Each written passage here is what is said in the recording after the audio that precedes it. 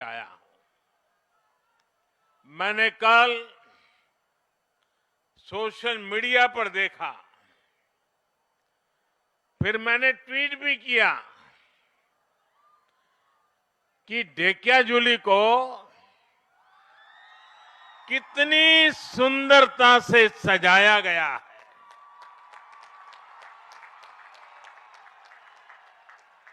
इतने दीप आप लोगों ने प्रज्वलित किए। इस अपनेपन के लिए मैं असम की जनता के चरणों में प्रणाम करता हूं।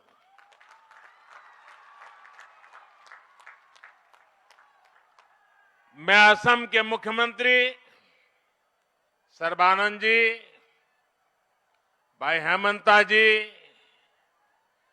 रणजीत दत्ता जी, सरकार में और भाजपा संगठन में बैठे हुए हर किसी की सराहना करूंगा।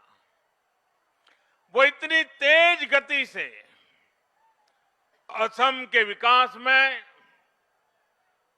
असम की सेवा में लगे हैं कि मुझे लगातार यहां विकास के कार्यक्रमों में आने का अवसर मिलता रहा है।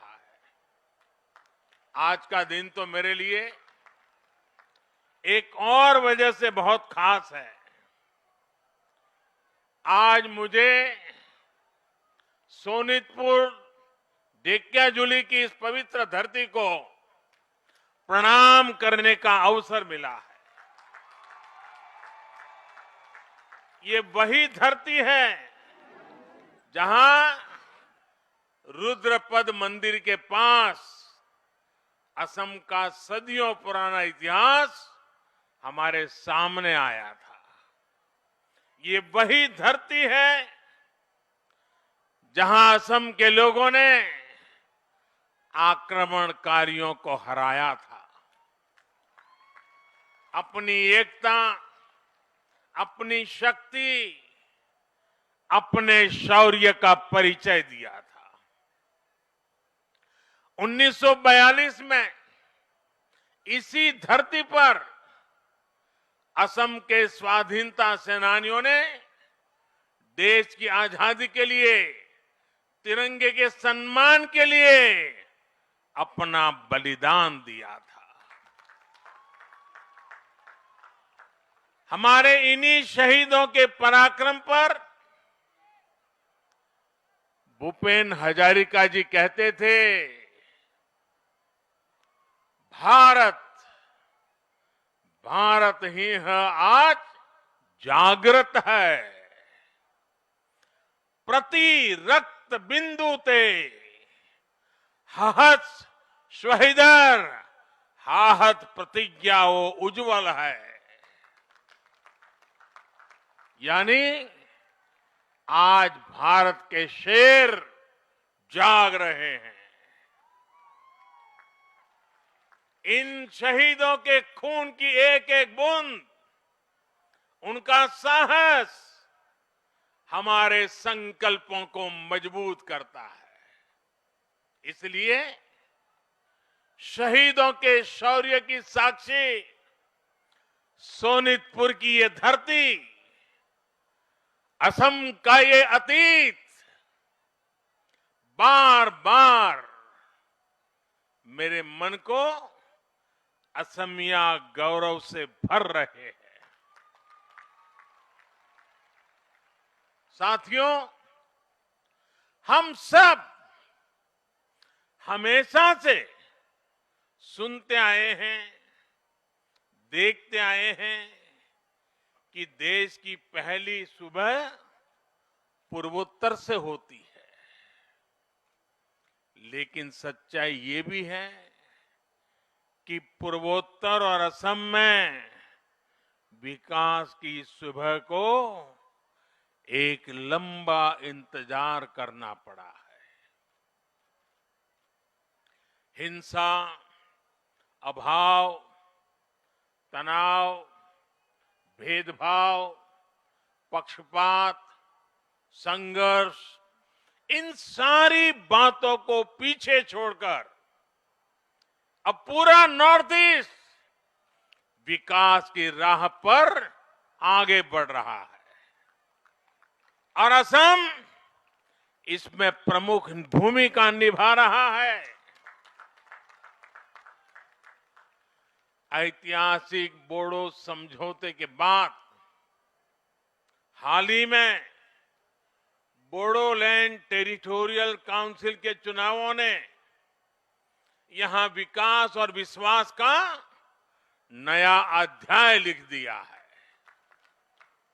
आज का दिन भी असम के भाग्य और असम के भविष्य में इस बड़े बदलाव का साक्षी है।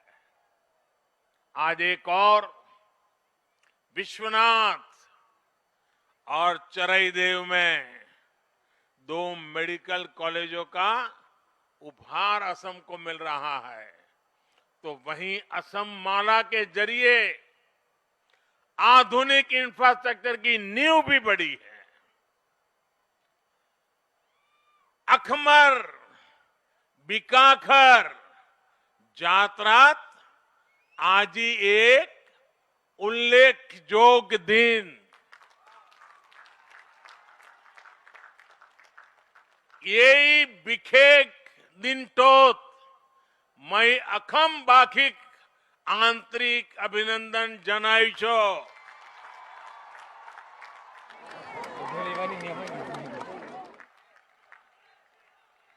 साथियों, एकजुट प्रयासों से, एकजुट संकल्पों से कैसे परिणाम आते हैं, असम इसका बड़ा उदाहरण है। आपको 5 साल पहले का वो समय याद होगा जब असम के ज्यादातर दूरदराज इलाकों में अच्छे हॉस्पिटल केवल सपना होते थे। अच्छे हॉस्पिटल, अच्छे इलाज का मतलब होता था घंटों की यात्रा, घंटों का इंतजार और लगातार अनगिनत कठिनाइयां। मुझे असम के लोगों ने बताया है कि उन्हें हमेशा यही चिंता रहती थी कि कोई मेडिकल इमरजेंसी ना आ जाए, लेकिन ये समस्याएं अब तेजी से समाधान की ओर आगे बढ़ रही है। आप इस फर्क को आसानी से देख सकते हैं, महसूस कर सकते हैं। आजादी के बाद से 7 दशकों में, यानी 2016 तक असम में केवल 6 मेडिकल कॉलेज होते थे। 6। लेकिन इन 5 सालों में ही असम में 6 और मेडिकल कॉलेज बनाने का काम शुरू किया जा चुका है। आज उत्तरी असम और अपर असम की जरूरतों को देखते हुए विश्वनाथ और चरईदेव में 2 और मेडिकल कॉलेजों का शिलान्यास हो गया है। ये मेडिकल कॉलेज अपने आप में आधुनिक स्वास्थ्य सेवाओं के केंद्र तो बनेंगे ही, साथ ही अगले कुछ सालों में यहां से ही मेरे हजारों नौजवान डॉक्टर बनकर के निकलेंगे। आप देखिए, 2016 तक असम में कुल एमबीबीएस सीट्स करीब 750 ही थी, लेकिन ये नए मेडिकल कॉलेज जैसे ही शुरू होंगे, असम को हर साल 1600 1600 1600 नए एमबीबीएस डॉक्टर्स मिलने लगेंगे। और मेरा तो एक और सपना है, बड़ा साहसपूर्ण सपना लगता होगा, लेकिन मेरे देश के गांव में, मेरे देश के गरीब के घर में टैलेंट की कोई कमी नहीं होती है, उन्हें अवसर नहीं मिला होता है। आजाद भारत जब 75 में प्रवेश कर रहा है, तो मेरा एक सपना है, हर राज्य में कम से कम एक मेडिकल कॉलेज, कम से कम एक टेक्निकल कॉलेज वो मातृभाषा में पढ़ाना शुरू करें। क्या असमिया भाषा में पढ़कर के कोई अच्छा डॉक्टर नहीं बन सकता है क्या? आजादी के 75 साल होने आए, और इसलिए चुनाव के बाद जब नई सरकार बनेगी असम में, मैं यहां असम के लोगों की तरफ से आपको वादा करता हूं कि असम में भी एक मेडिकल कॉलेज स्थानीय भाषा में हम शुरू करेंगे, एक टेक्निकल कॉलेज स्थानीय भाषा में शुरू करेंगे, और धीरे धीरे ये बढ़ेगा, कोई रोक नहीं पाएगा उसको। ये डॉक्टर्स असम के अलग अलग क्षेत्रों में, दूर दराज इलाकों में अपनी सेवाएं देंगे। इससे भी इलाज में सुविधा होगी, लोगों को इलाज के लिए बहुत दूर नहीं जाना होगा।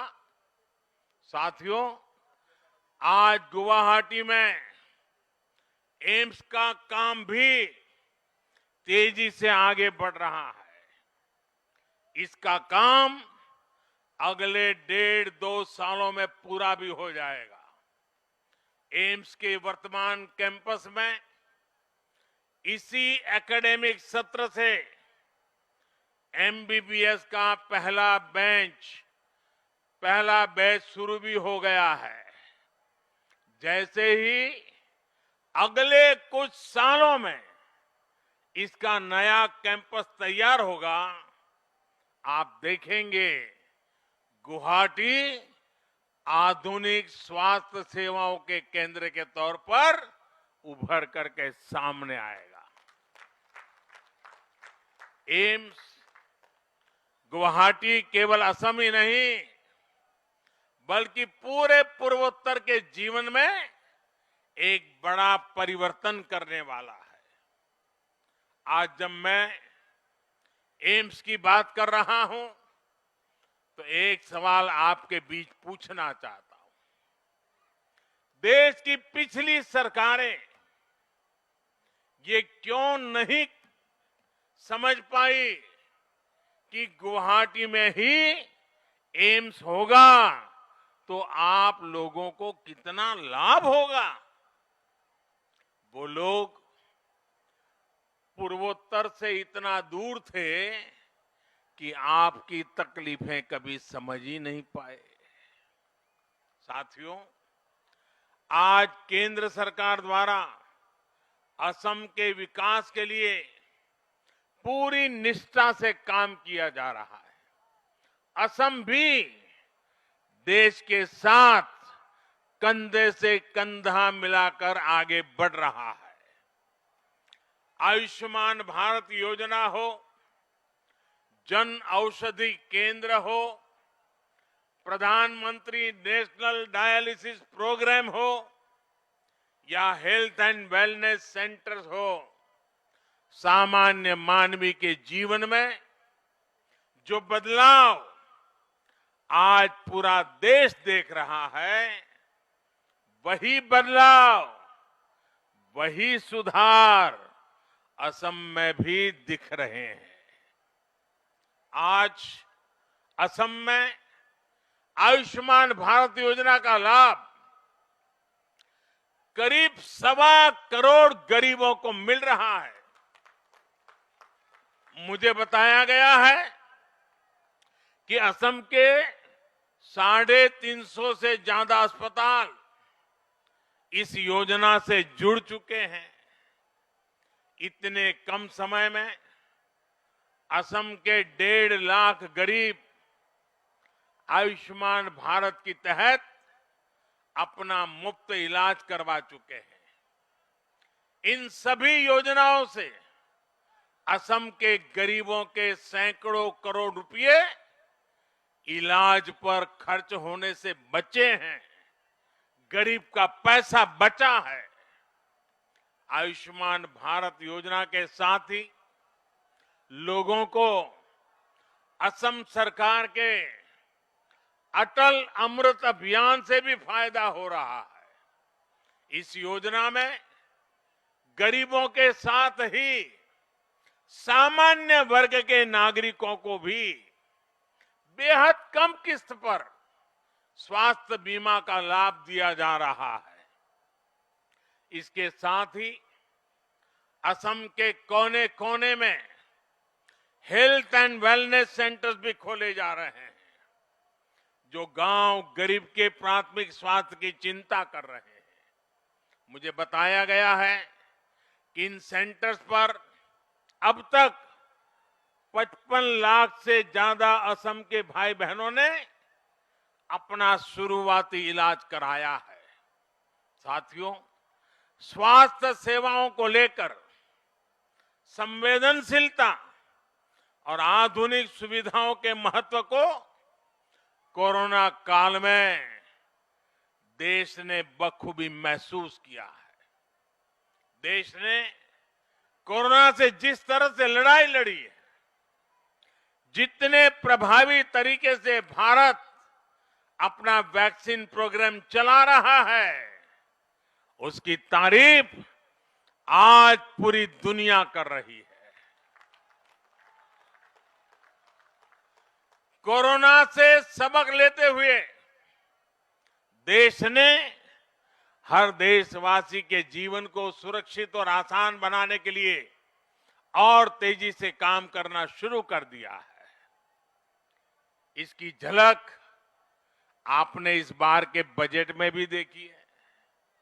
बजट में इस बार स्वास्थ्य पर होने वाले खर्च में अभूतपूर्व बढ़ोतरी की गई है। सरकार ने ये भी तय किया है कि अब देश के 600 से ज्यादा जिलों में इंटीग्रेटेड लैब्स बनाई जाएगी। इसका बहुत बड़ा फायदा छोटे कस्बों और गांवों के लोगों को होगा, जिन्हें मेडिकल टेस्ट के लिए दूर जाना पड़ता है। साथियों, असम की खुशहाली यहां की प्रगति का एक बहुत बड़ा केंद्र असम के चाय बागान भी है। सोनितपुर की लाल चाय तो वैसे भी अपने अलग फ्लेवर के लिए जानी जाती है। सोनितपुर और असम की चाय का स्वाद कितना खास होता है, ये मुझसे बेहतर भला कौन जानेगा। इसलिए मैं हमेशा से चाय वर्कर्स की प्रगति को पूरे असम की प्रगति से जोड़ करके ही देखता हूं। मुझे खुशी है कि इस दिशा में असम सरकार कई सकारात्मक प्रयास कर रही है। अभी कल ही असम चाह बगीचा धन पुरस्कार मिला। स्कीम के तहत असम के 7.5 लाख टी गार्डन वर्कर्स के बैंक खातों में करोड़ों रुपए सीधे ट्रांसफर किए गए। टी गार्डन्स में काम करने वाली गर्भवती महिलाओं को एक विशेष योजना के तहत सीधे मदद दी जा रही है। टी वर्कर्स और उनके परिवार के स्वास्थ्य की देखभाल के लिए, जांच और इलाज के लिए टी गार्डन्स में ही मोबाइल मेडिकल यूनिट भी भेजी जाती है। मुफ्त दवाओं का भी इंतजाम किया जाता है। असम सरकार के इन्हीं प्रयासों से जुड़कर इस बार देश के बजट में भी चाय बागान में काम करने वाले हमारे भाइयों और बहनों के लिए 1000 करोड़ रुपए की विशेष योजना की घोषणा की गई। टी वर्कर के लिए 1000 करोड़ रुपए। ये पैसा आपको मिलने वाली सुविधाओं को बढ़ाएगा, हमारे टी वर्कर्स का जीवन और आसान बनाएगा। साथियों, आज जब मैं असम के टी वर्कर की बात कर रहा हूं, तो मैं इन दिनों देश के खिलाफ चल रहे षड्यंत्रों की भी बात करना चाहता हूं। आज देश को बदनाम करने के लिए साजिश रचने वाले इस स्तर तक पहुंच गए हैं कि भारत की चाय को भी नहीं छोड़ रहे। आपने खबरों में सुना होगा, ये साजिश करने वाले कह रहे हैं कि भारत की चाय की छवि को बदनाम करना है। योजनाबद्ध तरीके से भारत की चाय की छवि को दुनिया भर में बदनाम करना है। कुछ दस्तावेज सामने आए हैं जिनसे खुलासा होता है कि विदेश में बैठी कुछ ताकतें चाय के साथ भारत की जो पहचान जुड़ी है उस पर हमला करने की फिराक में है। क्या आपको ये हमला मंजूर है? आपको ये हमला मंजूर है? इस हमले के बाद चुप रहने वाले लोग मंजूर है आपको?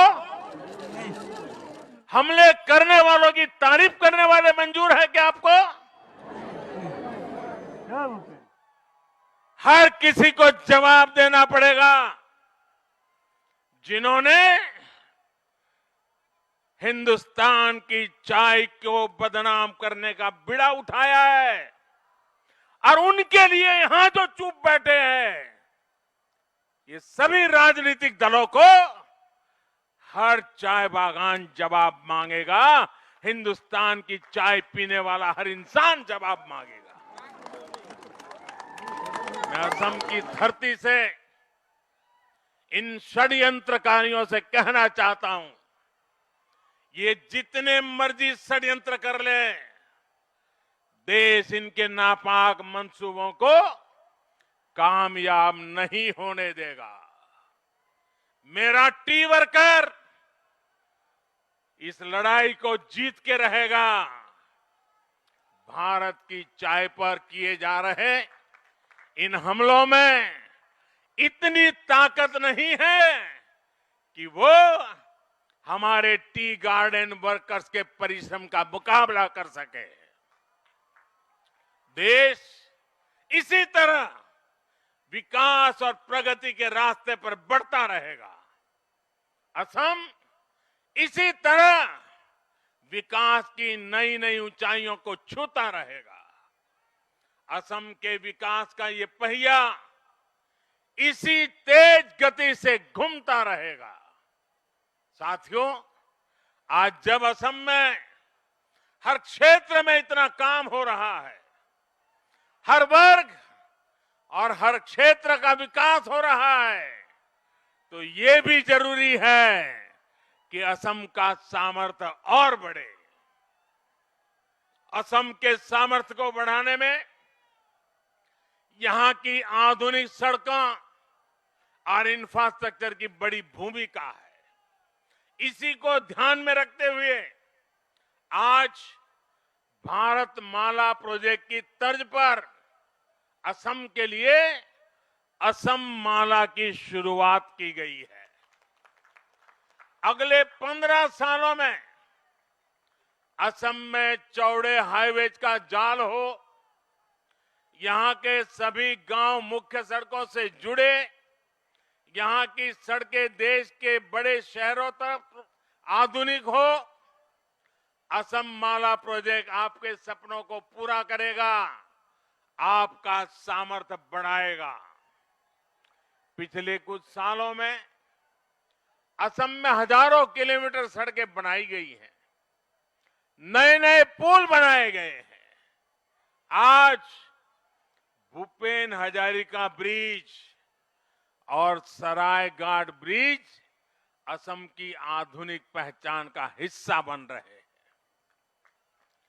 आने वाले दिनों में ये काम और भी तेज होने वाला है।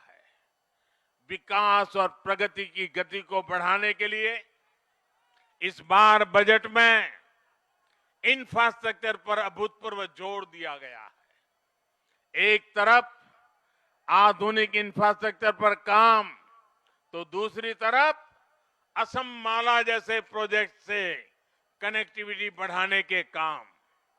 आप कल्पना करिए आने वाले दिनों में असम में कितना काम होने वाला है और इस काम में कितने युवाओं को रोजगार मिलने वाला है।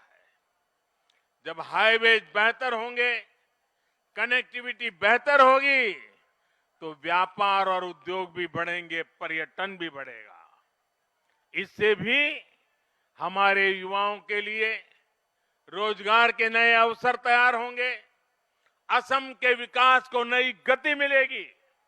साथियों, असम के प्रसिद्ध कवि रूप कंवर ज्योति प्रसाद अग्रवाल की पंक्तियां हैं, मेरी नया भारत की नया छवि जागा रे जागा रे। आज इन्हीं पंक्तियों को साकार करके हमें नए भारत को जगाना है। ये नया भारत आत्मनिर्भर भारत होगा। ये नया भारत असम को विकास की नई ऊंचाइयों पर पहुंचाएगा। इन्हीं शुभकामनाओं के साथ आप सबको बहुत बहुत धन्यवाद, बहुत बहुत शुभकामनाएं। मेरे साथ दोनों मुट्ठी बंद करके पूरी ताकत से बोलिए, भारत माता की, भारत माता की, भारत माता की, भारत